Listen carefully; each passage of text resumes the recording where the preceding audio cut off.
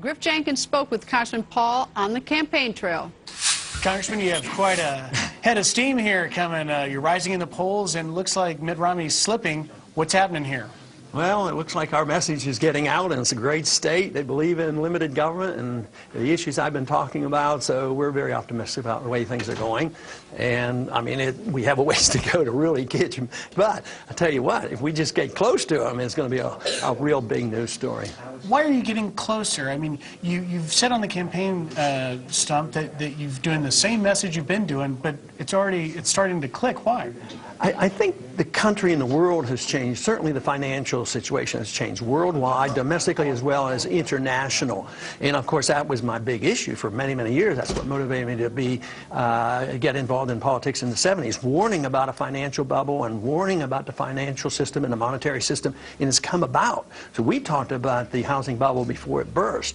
So now we have the credibility on economics, but we also have credibility on the foreign policy too, because, you know, the foreign policy what we fought for the past 10 years contributed $4 trillion worth of debt.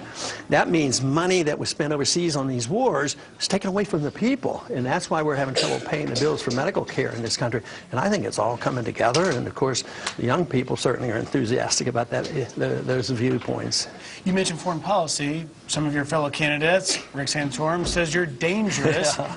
What would President Paul reassure voters that may be drawn to your fiscal message and your constitutional message, but questions your foreign policy? What do you make of what Santorum is saying, and how do you reassure voters? I sort of chuckle because I can't see how a strict constitutionalist should be dangerous and somebody who puts on high priority national defense, because there's so few things that we're supposed to do at the national level. One is national defense.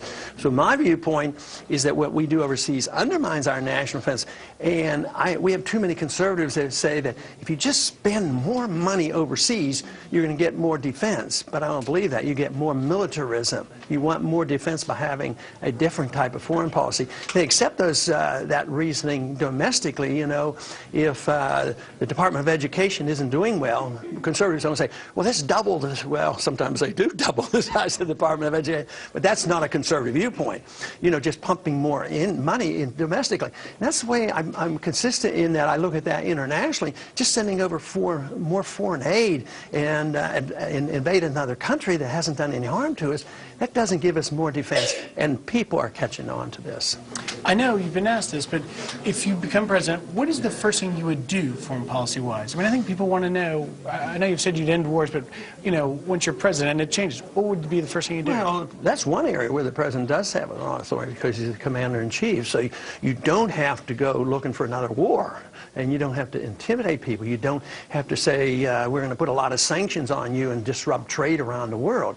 So, but you can say, well, you know, our national security doesn't depend on a whole naval force in the Persian Gulf. We don't want China in the Gulf of Mexico. So we might just say, reasonably speaking, our country is not less secure by just backing off a couple miles. And I think it opens up the door for discussion. And I think that's what the world needs right now, rather than saying, you do it our way. If you do it our way, we'll give you a lot of money. If you don't do it our way, we're going to send a drone missile over there and start picking at you. So I think it's a completely different foreign policy. It's a very pro-American, strong national defense policy, but it also is living within reason that it's a policy we can afford. Right now, we can't afford this, and we have to get our budget under control.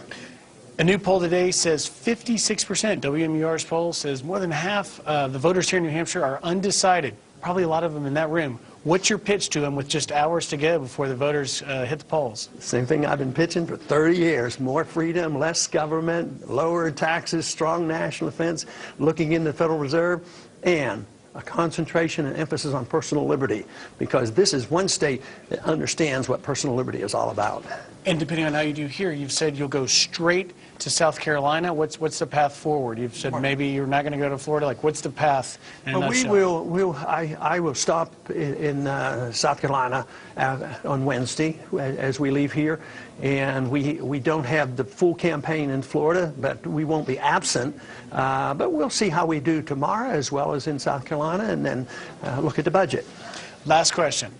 You've been hesitant to answer the third-party question. Right. So let me try a creative way.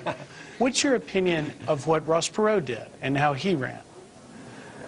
Well, he was very rich. I'm not very rich.